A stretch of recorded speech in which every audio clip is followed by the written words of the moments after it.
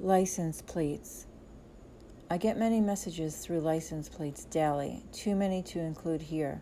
One of them came during the writing of this book as I was anxiously questioning the universe what I should and shouldn't include. No sooner than I asked for guidance that I saw the license plate, "Right for you." Divine validation once again.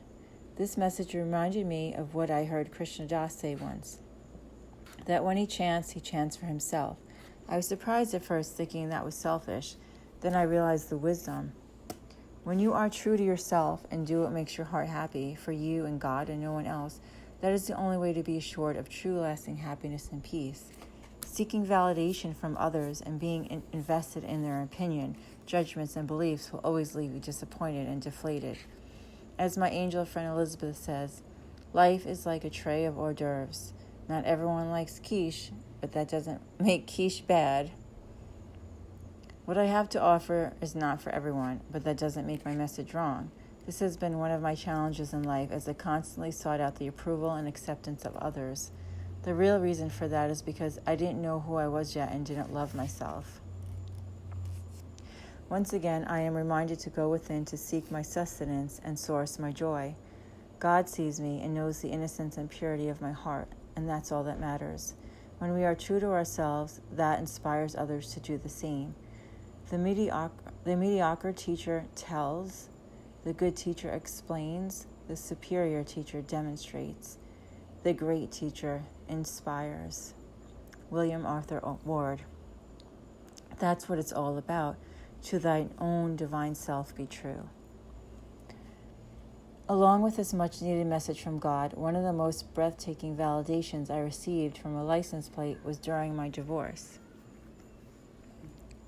Guidance and grace. Even though I knew we were going to be officially divorced, when I finally received the divorce papers in the mail, it was still a blow to my heart. I was sitting in my car in the Macy's parking lot after finishing some Christmas shopping, talking on the phone with my spiritual director, and told her I had a little gift for her.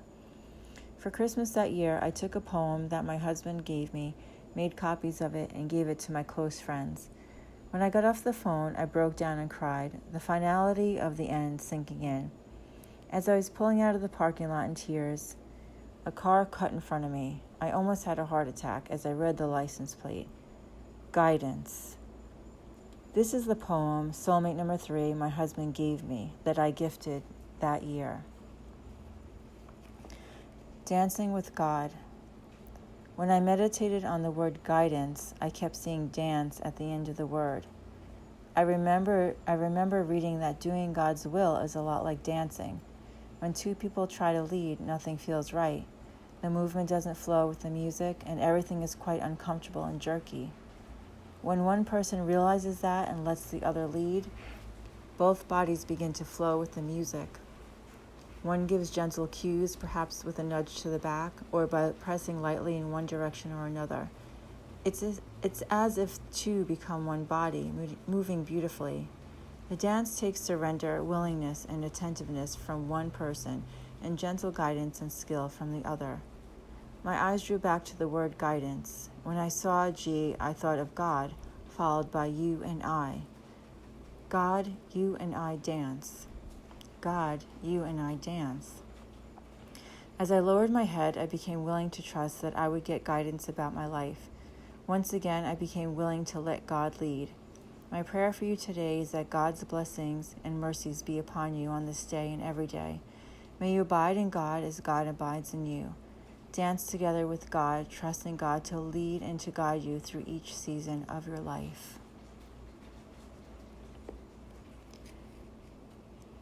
My tears of sorrow turned to tears of joy as I realized once again that I was not alone and that I'm always being watched over. This is what I call grace, the feeling that God is holding you, embracing you, enveloping you, suspending you in the very fabric of love. Time stands still, thinking stops, and knowing begins. Knowing in your heart beyond a shadow of a doubt that you are loved and you matter. You matter. You matter. Amen.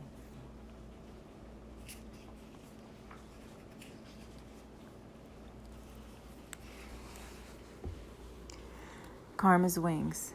Your attitude determines your altitude. 6 months after my daughter moved to Georgia, she asked to have Karma. I was pretty adamant that Karma was not going to live with her in Georgia. Ayana's persistence won, however, and I gave in. Concerned that my daughter was lonely living alone, I uneagerly flew Karma down to Atlanta and said goodbye. Since I no longer had the obligation and responsibility of a kid and now a dog, I thought I would be a free-spirited party girl. However, the opposite was true. It was empty nest syndrome all over again, but worse. I was even more depressed, I think. No child or puppy to care for. I was alone and it sucked. I didn't get off the couch, only to work and swim. I was driving my swim coach crazy. He encouraged me to get Karma back. Finally, after 5 months, I couldn't take it anymore. I wasn't sure if my daughter was giving her the attention Karma needed anyway, and I was getting strong gut guidance to bring her home. My daughter reluctantly agreed. As usual, she didn't want to see me sad. The day I flew home with Karma was an emotional day at the airport. My daughter and I were crying, and if Karma could cry, I'm sure she would have.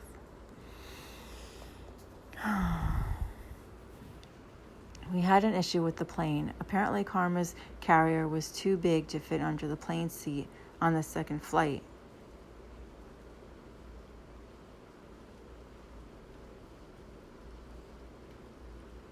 Already in an emotional state, I fought to keep the tears back.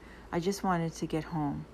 The airline clerk, seeing my distress, managed to get us on a flight that would accommodate Karma and her dog carrier nonstop to New York with another airline, no charge. I was so grateful for her kindness. She replied, "Anyone who rescues a dog is a good person in my book." Relieved, I walked onto the plane smiling and immediately received a look of disdain from the airline attendant. He scorned, "You know the dog has to stay in the carrier, right?" "Yes, I know," I said, the pit in my stomach returning. When he came over to take our drink orders, he still had an attitude. I had the carrier unzipped so Karma could look out and breathe. He ordered me to zip it up. He obviously is not a dog person. I begrudged, starting to get an attitude right back at him. This was going to be a long flight. Okay, I have to take control of the situation. I could react with an attitude like the old me would have done, or I could try to shift the scenario. I am the creator of my reality, so let's put this metaphysical stuff into practice. I closed my eyes, entered my inner sanctuary, and thought, he could be having a bad day. You have no idea what is going on in his life. People respond better to sweetness and kindness than rudeness and shortness. I meditated on sending him love and positive vibes from my heart for the next few minutes. He came back for another drink order and asked if Karma would like some water. Surprised, I said, "Yes, please." Then he asked me her name. I couldn't believe it, a definite change in his attitude. The next time he came around, I took a chance and had the carrier unzipped in the front again to give her some air, and he said nothing. Wow, this stuff really works, I excitedly thought. When I arose to use the bathroom, the nice people next to me said they would watch her. As I was walking down the aisle, I heard some murmurs and slight commotion behind me. I stopped, looked back, and gasped. In the aisle was Karma. She had escaped out of her carrier and was following me to the bathroom. I looked up and met the eyes of the flight attendant. Afraid that I would be reprimanded or something worse, like arrested for misconduct, I stopped dead still in the aisle.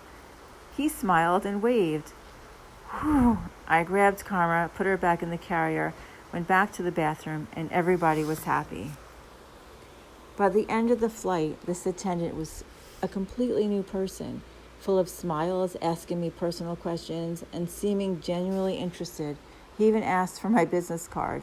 He offered more water to Karma, and the final validation that we are powerful creators of our reality was when he said, "Here, these are for Karma," and handed her a delta pin of angel wings.